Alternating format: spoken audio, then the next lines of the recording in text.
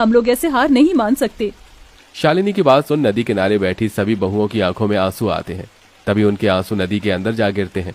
उनके आंसू जैसे ही नदी के अंदर जाते हैं तो नदी के अंदर एक सुनहरी रोशनी चमकती है और देखते ही देखते उनके सामने नदी की रानी बाहर आती। गरीब दर्जी बहू की घास की साड़ी और घर। देखो शालिनी, मैंने साड़ी की फॉल लगा दी है और मैंने सूट की अच्छे से तुरपाई भी कर दी है। तुम दोनों का बहुत बहुत शुक्रिया। तुम दोनों की वजह से मेरा दर्जी का काम कितनी जल्दी हो जाता है, वरना अकेले ये सब कर पाना मेरे लिए बहुत मुश्किल था। बातें बाद में कर लेना, ये लो जल्दी से नींबू पानी पी लो। बाजार में तो नींबू के भाव चांदी के भाव जितने चल रहे हैं, तो तुमने ये नींबू पानी कैसे बनाया? वो पड़ोस वाली काकी है ना, उनकी नौकरानी आज नहीं आई थी, तो मैंने उनके घर के थोड़े बहुत काम कर दिए थे, इसलिए उन्होंने पैसों के बदले मुझे ये नींबू दे दिए। ये भगवान भी कैसे कैसे दिन दिखाता है। हम गरीबों को गर्मी के मौसम में नींबू पानी पीने के लिए भी हमें कितनी मेहनत करनी पड़ती है। अदिति की बात सुन बाकी बहुएं उदास हो जाती हैं। शालिनी इन सभी बहू में से सबसे बड़ी बहू थी जो दर्जी का काम करती थी।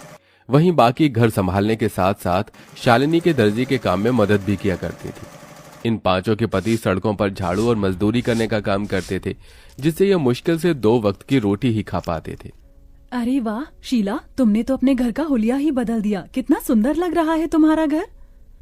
वो तो अच्छा लगेगा ही ना, पूरे 1 लाख रुपए जो लगाए हैं घर के रेनोवेशन और पेंट में। वैसे मेरे ख्याल से तुम पांचों को भी अपनी ये बाबा आदम के जमाने की गुफा को रेनोवेट करवाना चाहिए। न जाने इतनी गर्मी में तुम लोग इस गुफा जैसे घर में कैसे रहते हो। खिड़की दरवाजे तो ऐसे हैं कि अगर किसी का हाथ लग गया तो वहीं टूटकर गिर जाएंगे। पांचों बहू की घर की बेइज्जती करके घमंड दिखाते हुए शीला अपने घर के अंदर चली जाती है।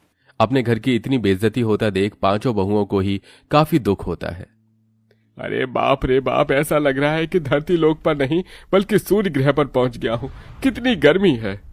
इतनी गर्मी में गुफा में सोओगे तो गर्मी नहीं तो क्या ठंड लगेगी? क्या गुफा? और नहीं तो क्या, ये गुफा क्या आप लोगों को घर दिखाई देती है? शादी को इतना समय हो गया है लेकिन हम एक ढंग के किराए के मकान में भी नहीं रह सके। कभी कभी तो लगता है इस गुफा जैसे घर को छोड़कर जंगलों में चले जाऊं और वहीं रहूं।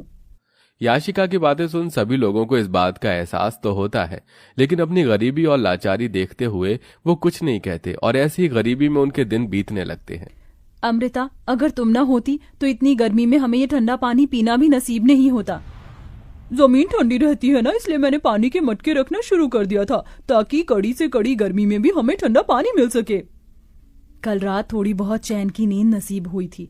वैसे ये कपड़ा गीला कर ओढ़ कर सोने का आइडिया सच में कमाल का निकला। अब तो मैं रोज ऐसे ही सोऊंगी। पांचों बहुएं हमेशा अपने ऐसे छोटे मोटे जुगाड़ से गर्मी से थोड़ा बहुत बैक लिया करती थीं। शालिनी देखो ना, मेरी साड़ी फिर से फट गई, इसे सिल दो।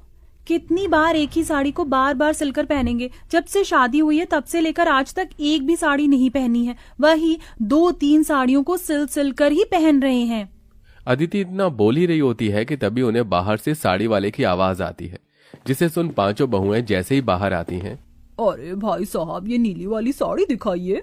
अरे बहन जी, आप लोग वहाँ क्यों खड़ी हैं? देखिए, मेरे पास एक से बढ़कर एक साड़ियाँ हैं। बनारसी, सूती, लखनवी, जरी वाली। बताइए कौन सी साड़ी दिखाऊं? अरे भाई साहब जी, आप किन से साड़ी लेने के लिए पूछ रहे हैं जो एक ही फटी हुई साड़ी को सिल कर पहनती हैं? इनकी एक सूती की साड़ी लेने की तो औकात नहीं है। ये क्या ही महंगी साड़ियां लेंगे। अपनी पड़ोसन मोना और अलीशा को अपनी इतनी बेइज्जती करता देख पांचों बहू की आंखों में आंसू आ जाते हैं और वो सीधा घर के अंदर चली जाती हैं। पांचों बहुएं इस गर्मी और गरीबी से परेशान हो चुकी थीं। पांचों बहुएं आंगन में बैठ एक दिन झाड़ू बर्तन कपड़े कर रही होती हैं कि तभी अचानक जोरों से हवाएं चलनी शुरू हो जाती हैं। लगता है बहुत जोरों से तूफान आने वाला है। चलो जल्दी घर के अंदर चलते हैं। पांचों बहुएं जैसे ही घर के अंदर जाने लगती हैं कि तभी तेज आंधी की वजह से उनके घर की छत उड़ जाती है और साथ ही साथ उनके घर की दीवारें भी टूटकर बिखर जाती हैं। हे भगवान, ये तूफान गांव में नहीं बल्कि हमारी जिंदगी में आया। अब हम लोग कहाँ रहेंगे?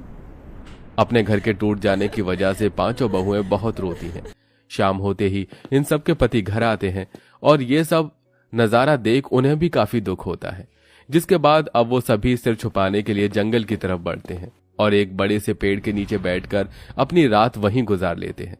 जहां ये सभी लोग रहते थे वहां पर एक बड़ी सी नदी भी बनी हुई थी जो तूफान की वजह से काफी गंदी हो गई थी, जिसे देख पांचों उस नदी की सफाई करते हैं और ऐसे ही उनके कई दिन गुजर जाते हैं।